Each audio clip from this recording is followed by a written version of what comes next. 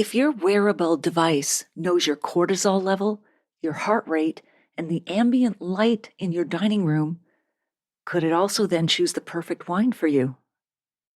The Romans raved about Falernian.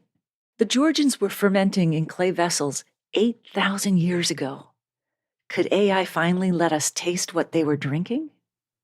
Conversely, can AI write an accurate tasting note for wine still in the bottle before a single human lifts the glass? And when every appellation is covered, every vintage is scored, every back label written by an algorithm, what is a wine writer actually for? Wah! Well, you're going to discover the stories and tips that answer those questions in this episode. I'm going solo today rather than interviewing a guest, as I'd like to share these thoughts that have been on my mind.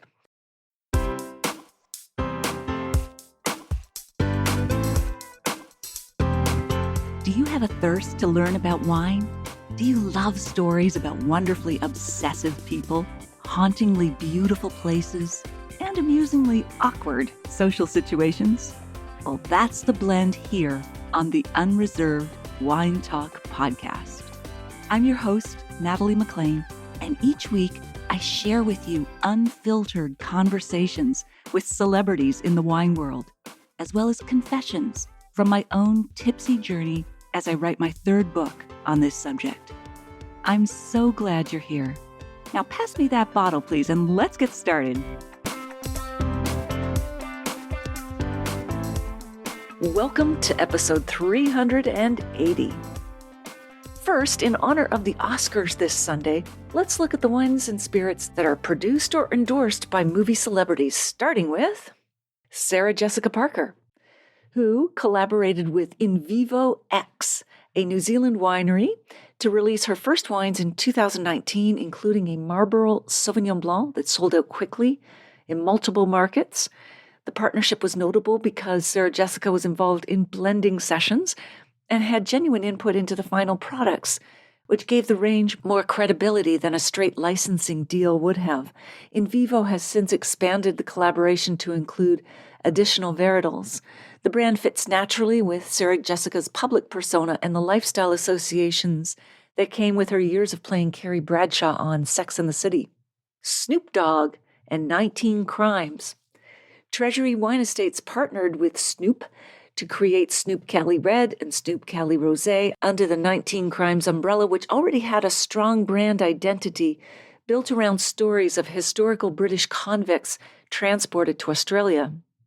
The Snoop extension leaned into his California identity and used augmented reality label technology that brought him to life on the bottle.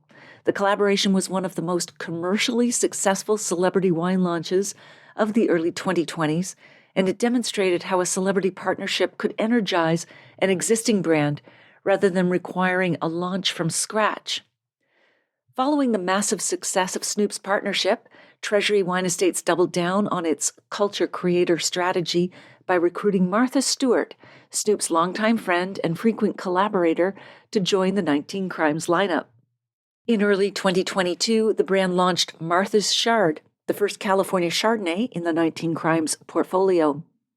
This was a strategic shift for the brand. While Snoop brought cool and expanded the demographic to a younger, more diverse audience, Martha brought in the lifestyle and hosting space. Unlike heavy, buttery Chardonnays often associated with California, Martha insisted on a clean, crisp, and flavorful profile that pairs well with food, reflecting her identity as a culinary perfectionist. Martha's face replaced the traditional convict on the label, keeping with the brand's DNA. The cork even features her police mugshot, a cheeky nod to her 2004 legal troubles that fit the 19 Crimes rebellious theme perfectly. Just like the Snoop bottles, Martha's label comes to life through a QR code or the Living Wine Labels app, where she shares hosting tips and phrases like work hard, play hard, drink chard. The collaboration was an immediate hit, becoming the #1 wine innovation of 2022. Its success proved that the Snoop effect wasn't just a fluke, but a repeatable model for legacy wine brands to stay relevant. Cameron Diaz and Aveline. Cameron founded Aveline in 2020 with entrepreneur Catherine Power, positioning it as a clean organic wine made without any added sugars, colors, or concentrates. The brand tapped into a growing consumer anxiety about wine ingredient transparency and arrived with a wellness-adjacent identity that was rare in the category at the time. Aveline sources its wines from organic growers in Europe and has expanded its range steadily since launch. It resonated particularly with consumers who are already applying clean label scrutiny to food and cosmetics, but had not yet applied it to wine. Post Malone Maison No. 9 Rosé, launched in 2020, a French Provençal style rosé that succeeded in a crowded celebrity wine space by committing fully to accessibility and lifestyle rather than prestige positioning. The name references the tarot card that appears on his hand tattoo, which gave it a personal story to tell. Wine-specific trade media frequently held it up as evidence that celebrity wine can still land authentically when the artist's identity connects organically to the product's aesthetic rather than feeling like a licensing arrangement. Drew Barrymore Wines launched in partnership with Carmel Road Winery in California, offering a range of approachable varietals positioned at an accessible price point. The brand reflects her broader public persona, warm, unpretentious, and aimed at everyday enjoyment rather than occasion-driven consumption. It hasn't generated the same volume of trade press as some higher-profile celebrity wine launches, but it has maintained a steady retail presence and fits clearly into the accessible California wine segment. Blake Lively launched Betty Buzz in 2021 as a line of premium, non-alcoholic sparkling beverages designed to work as standalone drinks or as mixers. The range includes options like sparkling lemon and lime, ginger beer, and tonic water, while the branding is notably clean and design-forward. Blake later expanded into Betty Booze, a line of canned cocktails. Betty Buzz arrived at exactly the right moment in the sober-curious movement and filled a gap for premium mixer brands that looked and felt upscale without being affiliated with spirit. Speaking of spirits, George Clooney launched Casamigos Tequila, co-founded in 2013 with Randy Gerber and Mike Meldman. Originally as a tequila they made for themselves and their friends in Mexico, the brand was launched commercially and positioned as an ultra-premium tequila for a relaxed lifestyle rather than a party occasion. Diageo purchased the brand in 2017 for $1 billion US, one of the largest spirits acquisitions in recent history. It remains the reference point for every celebrity tequila that came after it. Ryan Reynolds and Aviation American Gin.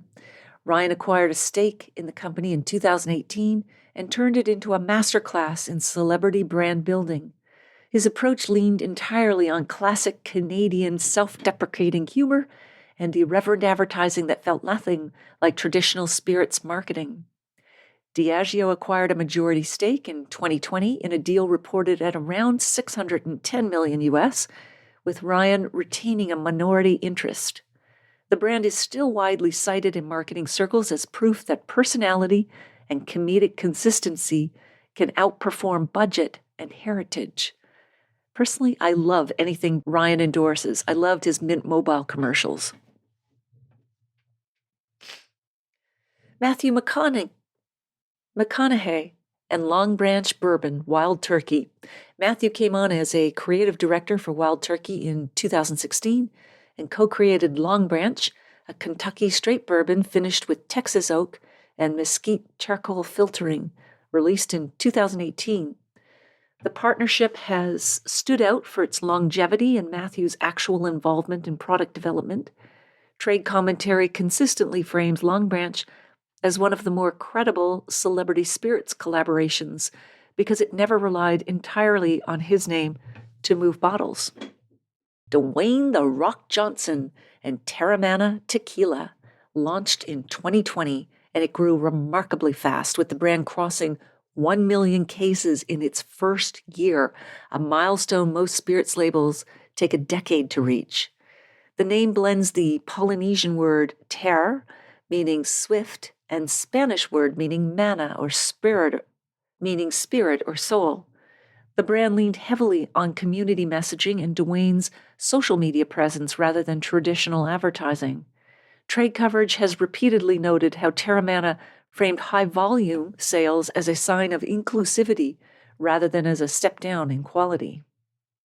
Bryan Cranston and Aaron Paul, the stars of Breaking Bad, launched Dos Hombres Mezcal in 2019, a small batch mezcal tequila sourced from the Oaxacan highlands. What separated it from many celebrity spirits launches was a visible commitment to production, transparency, and terroir storytelling. Both Bryan and Aaron traveled to Oaxaca and documented the process publicly. The brand positioned itself squarely in the craft mezcal space rather than trying to court a mainstream audience, which earned it genuine credibility among spirits enthusiasts, who are usually the first to roll their eyes at celebrity labels. Dan Aykroyd and Crystal Head Vodka. Ottawa-born Dan and artist John Alexander launched Crystal Head in 2008, and it arrived in one of the most distinctive bottles in the category, a human skull made of Newfoundland glass. The vodka is quadruple distilled and filtered through Herkimer diamond crystals, and the brand leans into the mystical skull and crystals aesthetic that is unusual enough to have sustained genuine collector interest. Despite being well over 15 years old, it sits in a lane entirely on its own and continues to sell well in Canada, where it was originally produced. Kendall Jenner, an 818 tequila, launched in 2021, named after the San Francisco Valley area code, and the brand expanded internationally with notable speed. Its marketing drew heavily on fashion, sustainability, and wellness aesthetics rather than the traditional tequila party imagery. The brand has remained active in the premium tequila conversation and consistently appears in trade discussions about influencer-led expansion strategies. Drake and Virginia Black Whiskey. Drake partnered with spirits entrepreneur Brent Hawking to launch Virginia Black in 2018, a decadent American whiskey designed for a younger consumer who had not historically been drawn to the category. Branding and packaging were deliberately luxury-coded, leaning into Drake's personal aesthetic rather than the whiskey tradition. It was an early and influential example of a music and entertainment figure using their cultural identity to reframe what a whiskey brand could look like, and it helped open the door for a wave of hip-hop and R&B affiliated spirits that followed. And yet another Canadian there with Drake. And finally, Nick Offerman, Lagavulin Scotch Whiskey. Parks and Recreation actor Nick Offerman, who played one of my favorite characters of all time, Ron Swanson, partnered with Lagavulin Isla Single Malt, has partnered with Lagavulin Isla Single Malt since 2014, and the collaboration has become one of the most affectionate and long-running celebrity spirits pairings in recent memory. His character Ron's love of Lagavulin on the show created a natural cultural entry point, and Nick has since appeared in multiple campaigns, holiday films, and limited edition releases for the brand. It works because it never feels manufactured. Nick is a genuine Lagavulin drinker, and the brand has leaned into that authenticity consistently rather than pivoting to chase younger audiences. So what's new in the wine and spirits world this week? Well, glad you asked. This week marks an historic shift in the Canadian beverage landscape as Ontario and Nova Scotia officially opened their borders to one another. As of March 2nd, a landmark direct-to-consumer agreement allows residents in both provinces to order beer, wine, and spirits directly from producers' websites, bypassing the traditional retail shelf. And here's a headline no one saw coming when Statistics Canada began tracking alcohol by origin back in 1992. Imported wine sales in Canada fell for the very first year in over 3 decades, according to a major report released March 7th. Within a single year, Canada's share of American wine exports collapsed from 36% to just 12%. That swing erased a previous $254 million trade surplus and turned it into a $90 million trade deficit. Steve Gross, interim CEO of the Wine Institute for California, put it plainly. For many U.S. wineries, Canada wasn't just another market. It was the market that made international growth possible. Meanwhile, Canadian importers are eyeing the recent U.S. Supreme Court decision striking down certain federal tariffs on wine as a chance to refresh their European portfolios. One industry roundup highlights how a small U.S. importer successfully challenged those tariffs, and Canadian buyers are watching to see if similar pressure emerges here. Domestic wine in that gap has grown its share significantly, pushing Canadian-made product to 60% of total alcohol sales nationwide. Ontario is driving that surge harder than anywhere else. VQA wines are up a remarkable 32% in the past 12 months, led by Ontario VQA Reds up 66% and Ontario VQA Whites up 54%, according to LCBO figures. Now, if you're looking for a reason to toast this week, your calendar is jam-packed with lots of fun. March 11th is National Oatmeal Nut Waffles Day. That's very specific, which sounds like a breakfast affair, but is actually a savvy excuse for brunch. Pair those nutty toasted notes with an off-dry Riesling or an Amaretto Sour. March 13th is National Riesling Day, which deserves far more cultural fanfare than it typically gets. Celebrate with a German Spätlese, an Alsatian Riesling, or a Canadian VQA, along with something with spicy. Better yet, host a blind tasting of dry, off-dry, and sparkling styles with fish tacos.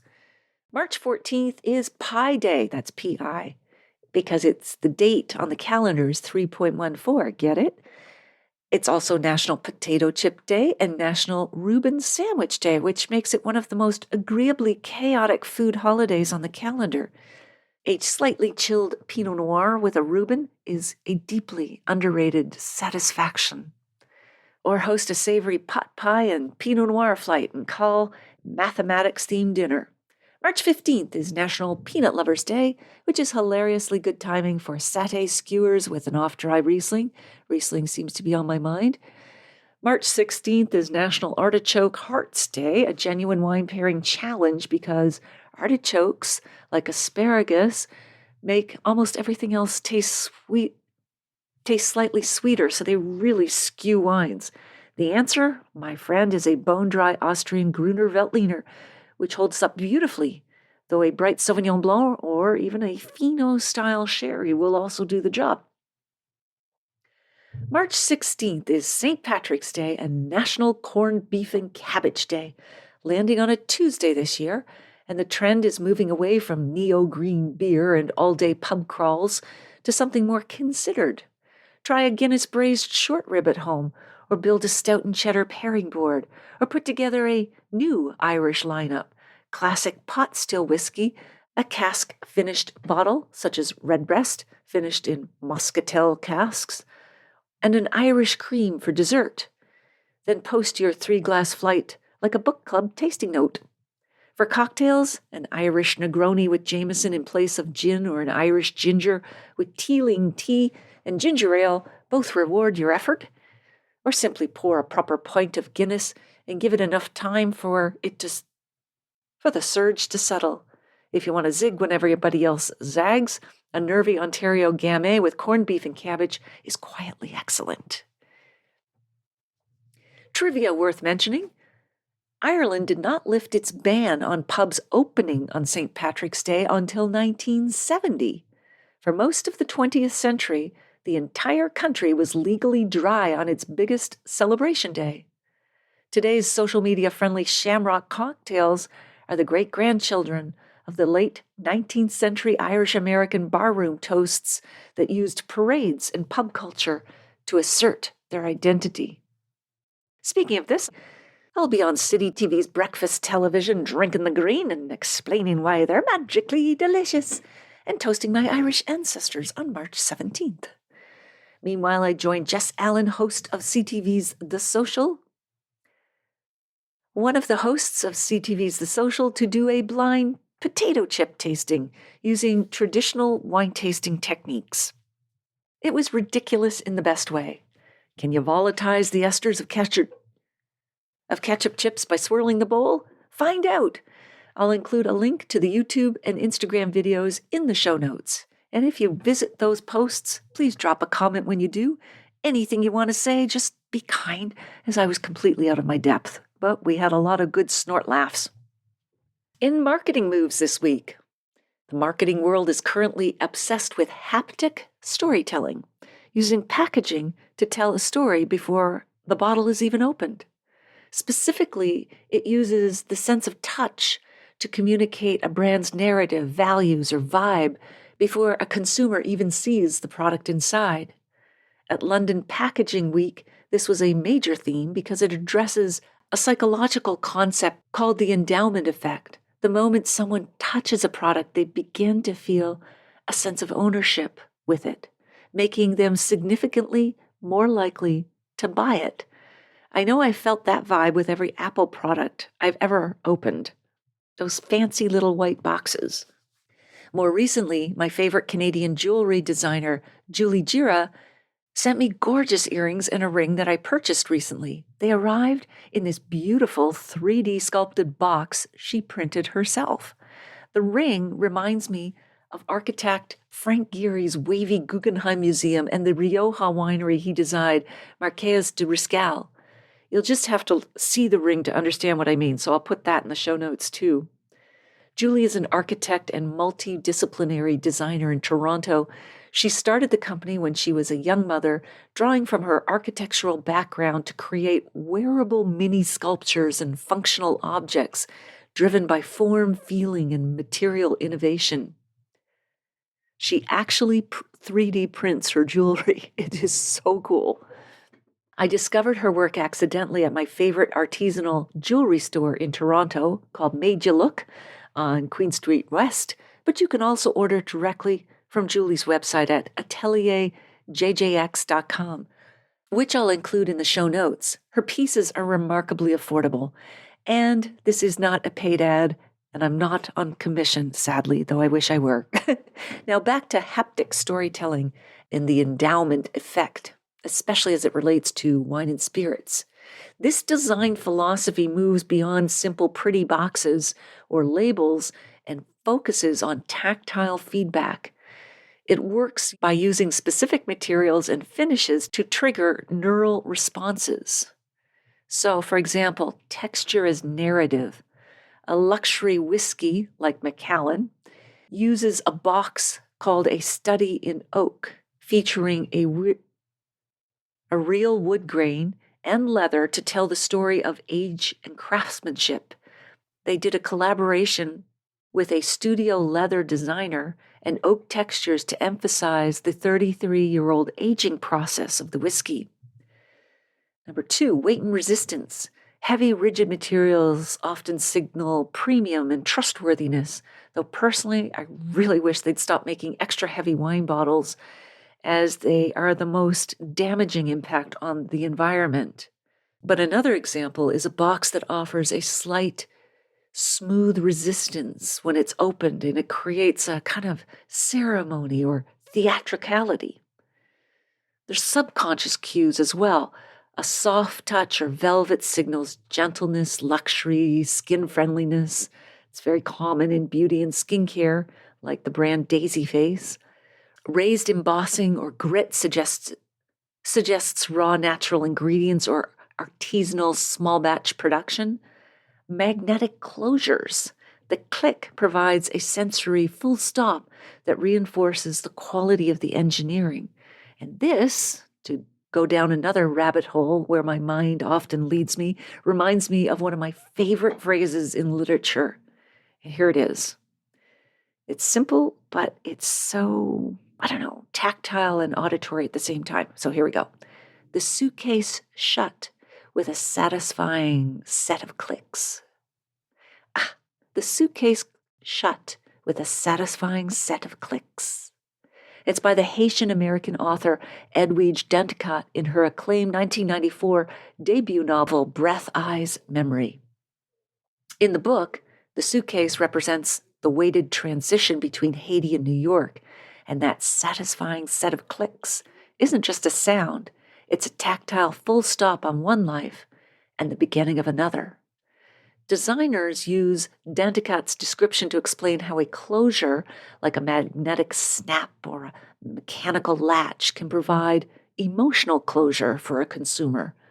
When a high-end box or bottle clicks shut like that, it signals security, quality, and the end of a ritual. Danticat is famous for this kind of sensory memory, using the way objects feel, smell, and sound to tell the story of the Haitian diaspora. So back to London Packaging Week, a couple of other brands to mention that really stood out and won awards. Hendrick's Gin was bottled in a whimsical watering can using a reusable theatrical watering can shape to tell the story of eccentric adventure and sustainable reuse. Ardbeg transformed whiskey packaging into a deep, textured, immersive object that felt like an artifact from the deep. Well, the drinks industry or Apple or both should hire Julie Gira if they really want to take their packaging to the next level. All right, moving on. Something to make you smile or say, huh. An auction in Geneva saw a bottle of space wine, Petrus, that spent 14 months on the International Space Station, sell for a staggering sum this week. Tasters noted that the weightlessness seemed to have accelerated the aging process, giving the wine a cosmic softness that can't be replicated on Earth. People with too much money. Meanwhile, from up above to down below, a distillery in Scotland has started ocean aging their gin by submerging crates in the North Sea. However, they hit a snag this week when they realized a local octopus had managed to unscrew one of the bottles. No word yet on whether the cephalopod preferred it with a twist of lime or a splash of tonic. Speaking of bubbles, divers recently recovered a 100-year-old bottle of sparkling wine from a Baltic shipwreck. And while most expected it to be vinegar, the constant pressure and cold of the deep ocean actually preserved it so well it was still perfectly drinkable. Do you know that the fizz in your glass of sparkling wine is actually a sophisticated acoustic sensor?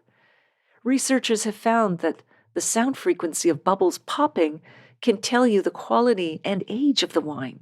Smaller, high-frequency pops indicate a longer aging process and higher pressure, meaning your ears might be as good as your palate at spotting those top-tier champagnes.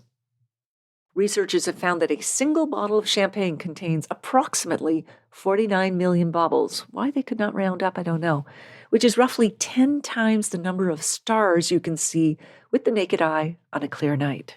I love these little tidbits. The tiniest scratches and imperfections in a wine glass can act as launch pads for bubbles because dissolved gas loves a rough surface to form stable nucleation points. That's why the same sparkling wine can look wildly more fizzy in one glass than another, even if you poured it from the same bottle. It's not your imagination, it's physics. By the way, if your wine glass has any sort of detergent residue, that will kill all your bubbles.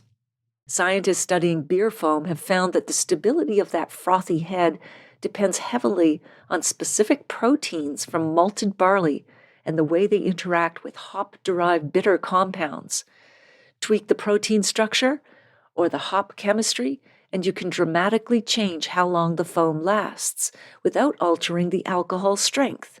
In other words, there's an entire quiet arms race in breweries over whose bubbles can cling to the glass the longest, even though most drinkers never realize they're sipping on a tiny biochemical engineering project. Researchers using thermal imaging and gas mapping tools have found that the shape of a wine glass really does change what you smell because different bowls and rims trap aromatic compounds in distinct clouds above the wine.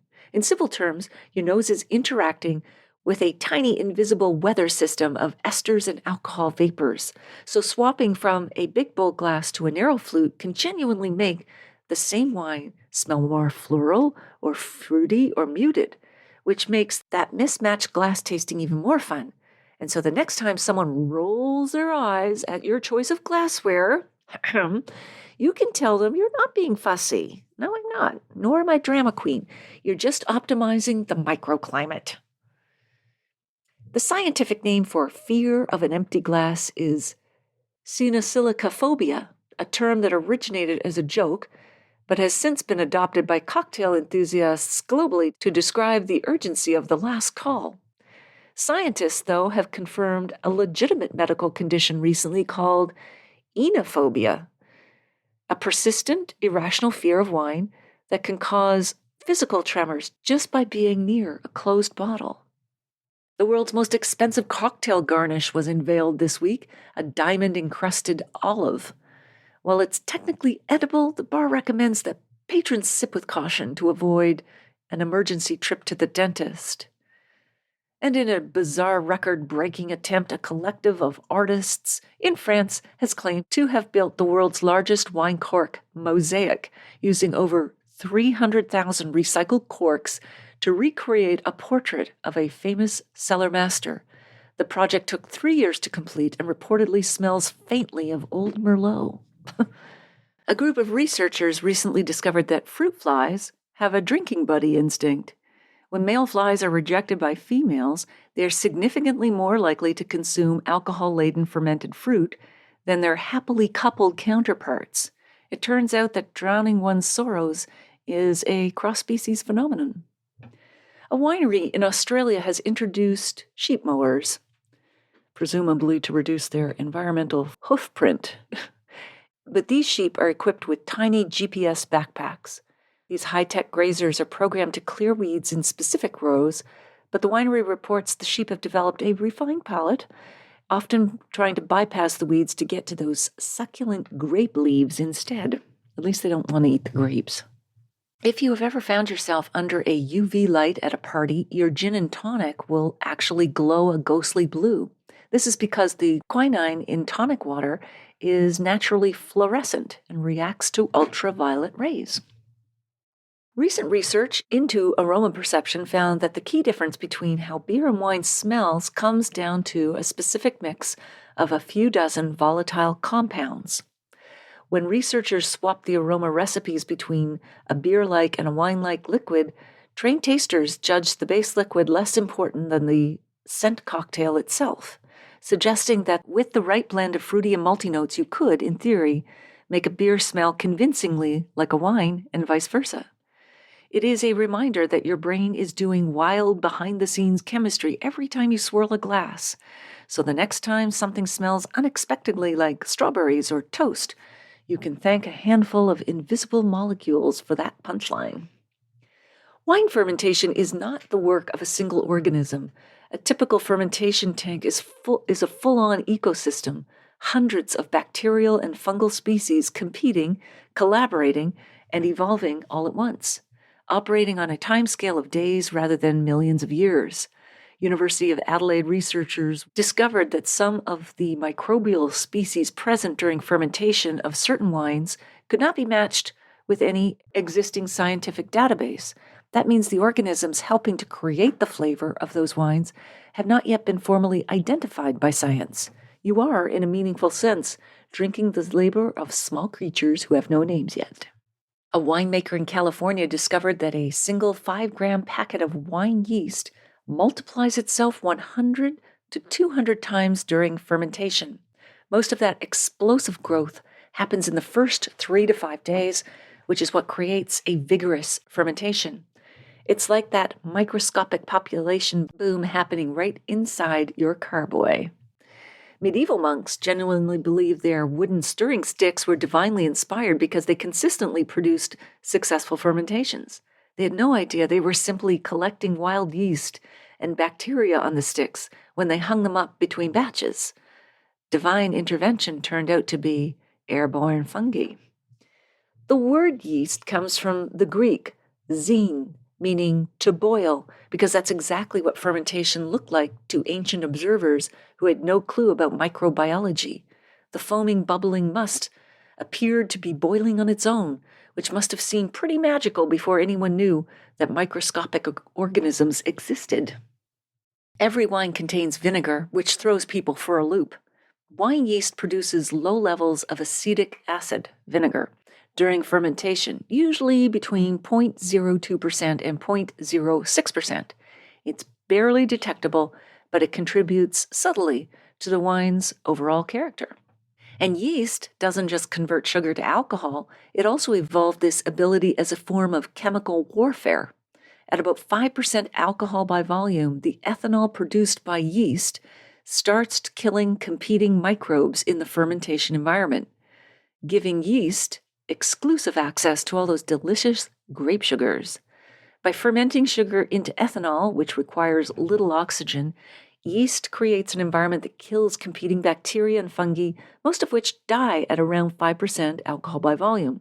Some yeast strains can tolerate up to 20% alcohol by volume, though most tap out between 12 and 15%.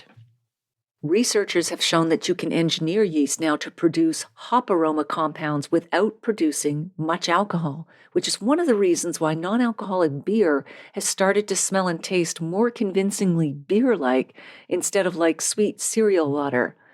It's a quiet yeast revolution, and it's happening at the level that you can literally sniff. So, while we're in this science-y mood, I want to share with you 2 articles I wrote earlier this year on the impact of AI in wine, and this relates to those earlier teaser questions I asked you. The first article is entitled, "The Ghost in the Glass: 5 Ways AI is Rewriting the Story of Wine." And of course, that's an allusion back to The Ghost in the Machine, a famous book on technology back in the day. I remember the hum of server rooms at the supercomputer company where I worked, that's now the headquarters of Google. When I joined the wine industry 25 years ago, I thought I was leaving a binary world for a visceral one. I wanted the harvest heat, the fudgy soil, the cool zip of Riesling on my tongue. Silicon, though, has caught up with the soil. Wine writing has always been a strange translation. You taste a changing liquid and then try to trap it in words. Critics have spent centuries arguing about whether that translation is even possible. AI has shifted the argument. No longer is it about whether words can capture wine. Now it's about whether writers need to be human at all. The conversation has been predictable up to this point. AI will churn out soulless tasting notes, democratize wine knowledge, or never replace a gifted palate. Those are the wrong concerns. Here are 5 deeper ones. Number 1, the molecular ghostwriter. Gas chromatography and mass spectrometry can identify hundreds of volatile aroma compounds in a glass of wine. Researchers at UC Davis and the Australian Wine Institute have mapped these compounds for decades. AI can cross-reference these chemical fingerprints against vast libraries of tasting notes and produce descriptors that are not guesses but predictions grounded in molecular data. A tasting note could soon be written before any human tastes a wine.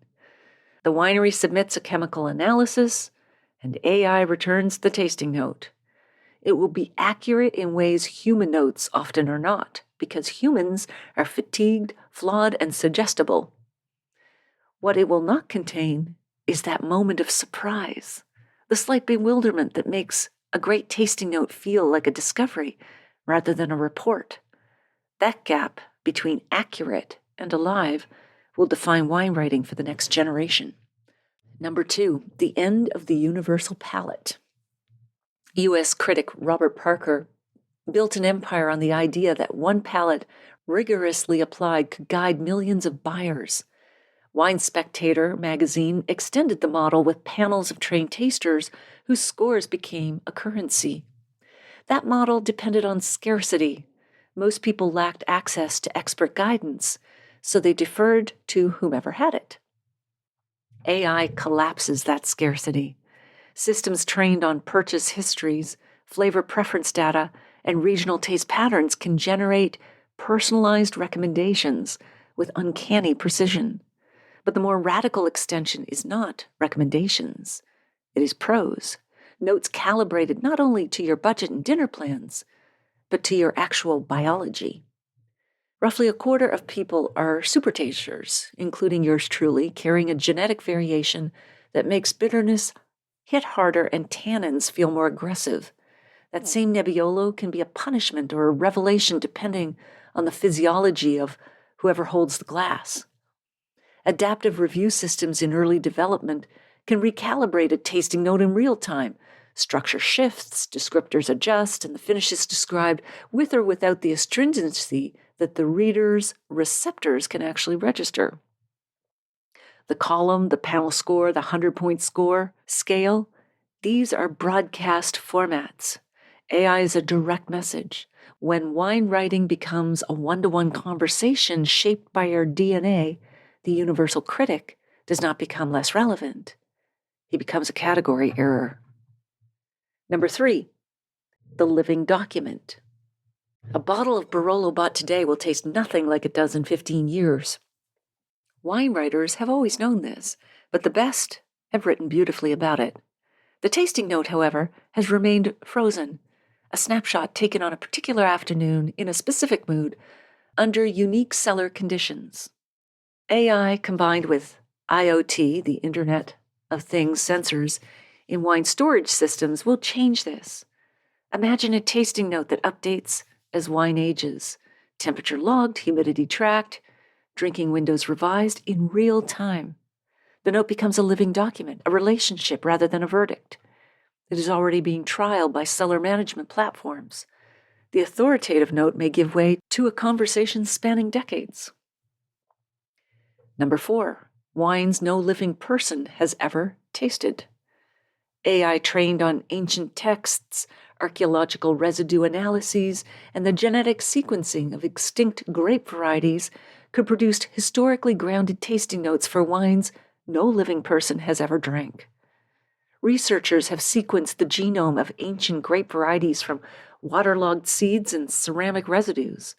The Romans had strong opinions about Falernian wine. The ancient Georgians were fermenting in Conversely 8,000 years ago. AI can model what those wines likely tasted like based on grape genetics, climate reconstructions, and the flavor chemistry of analogous modern varieties. This opens an entirely new genre, archaeological wine writing. Speculative, yes, but disciplined speculation rooted in real data.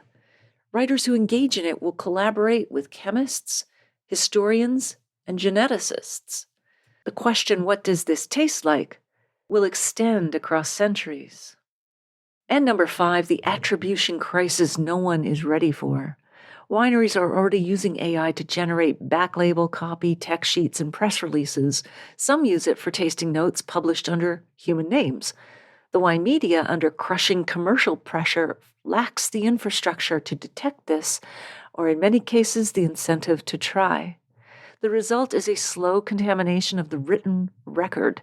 When a note generated by an algorithm appears under a critic's byline, or the winery's AI written description gets reprinted in a respected publication, the epistemological foundation of wine writing, the idea that a real person tasted the wine and told you what they found, begins to dissolve.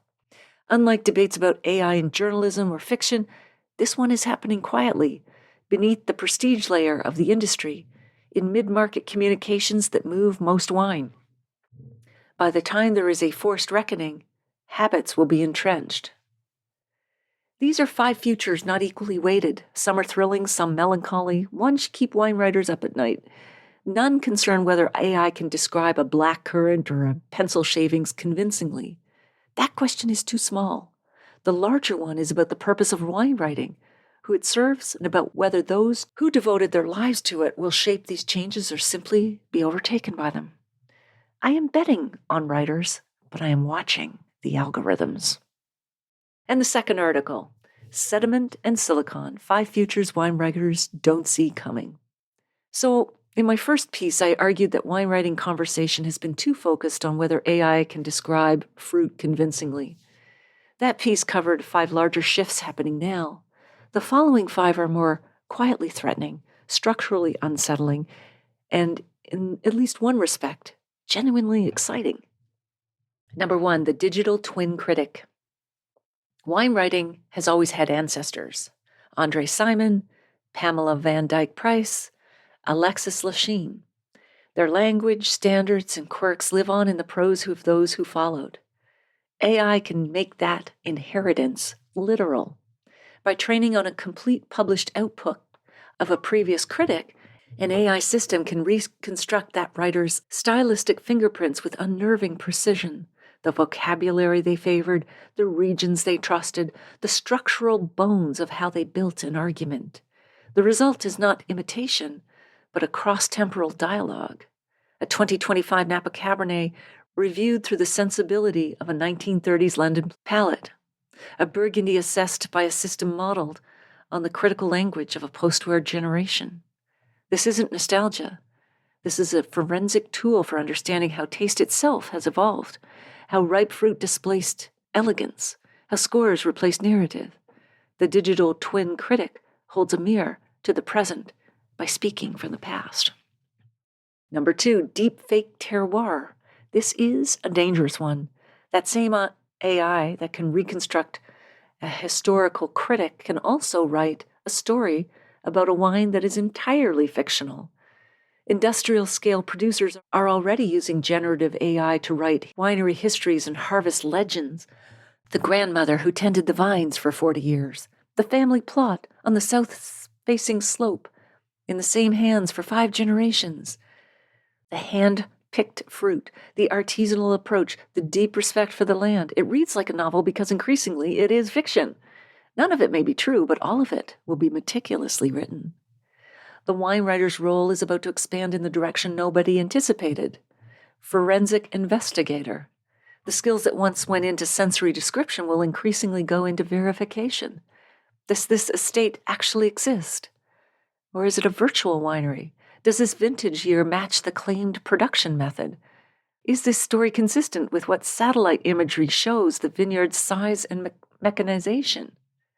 Writers who can detect algorithmically generated fiction will become the most valuable critics in the industry. The mud on their boots will be the credential no AI can replicate. Number 3, biometric wine pairing. Many wine pairing guides will tell you what to drink with duck confit or aged cheddar.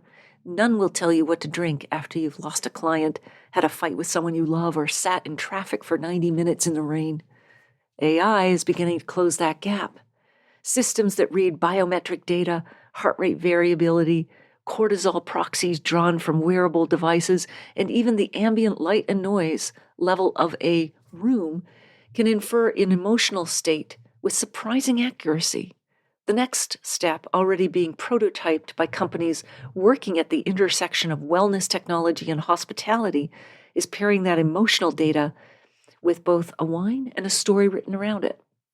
Whether that feels like a service or a surveillance will depend entirely on who controls the data. Number 4, the vintage that has not yet been poured. Wine writers have always worked in retrospect. The bottle is opened, the wine is tasted, the note is written. The entire craft is built on the premise that something must exist before it can be described. AI is dissolving that premise. Soil moisture sensors, satellite thermal imaging, fermentation chemistry, tracked in real time, and climate models calibrated to the specific conditions of harvest. Together, these data streams now allow predictive systems to sketch the likely profile of a wine still aging in the barrel. The 2026 vintage can be written about in 2025. Drinking windows can be projected before a cork has been cut. For wine writers, this is a genuinely new kind of storytelling, the biography of an unfinished thing. Not a review, but a forecast, and one with enough scientific grounding to be taken seriously. The writer becomes part journalist, part climate scientist, and part prophet. And finally, number 5, the abundance paradox. The most counterintuitive consequence of AI and wine writing will be the revival of voice. The internet will soon be saturated with technically competent AI wine content. Every appellation covered, every vintage assessed and scored, most of it accurate, generated by systems that have read more wine writing than any human ever will. And most of it completely forgettable. When information becomes infinite, readers stop searching for information. They start looking for perspective. What or who will they find? Writers who are funny, sharp, and unexpectedly moved by a modest table wine from an underreported region. Critics candid about wines that did not live up to their reputation or their price. Storytellers who weave narrative with enough honesty that even failure becomes interesting because it's human. The flood of algorithmically perfect prose will paradoxically make imperfection the most valuable thing a wine writer can offer. AI has no scars. It has never stood in a vineyard after a frost that took the harvest or felt the relief of a warm September after a summer of rain. Those experiences leave marks that show up in prose. Readers respond to them even when they cannot name what they are responding to. The algorithm will describe exactly what is in the glass. The writer will share the messy human struggle to get it there. All right. Now, if you're reading the paperback or ebook or listening to the audiobook of my memoir, Wine Witch on Fire, Rising from the Ashes of Divorce, Defamation, and Drinking Too Much, a national bestseller and one of Amazon's best books of the year, I'd love to hear from you at natalie@nataliemclean.com. Well, I hope you enjoyed this solo episode. Thank you for taking the time to join me here. I hope something great is in your glass this week. Perhaps a wine made the old-fashioned way, without AI.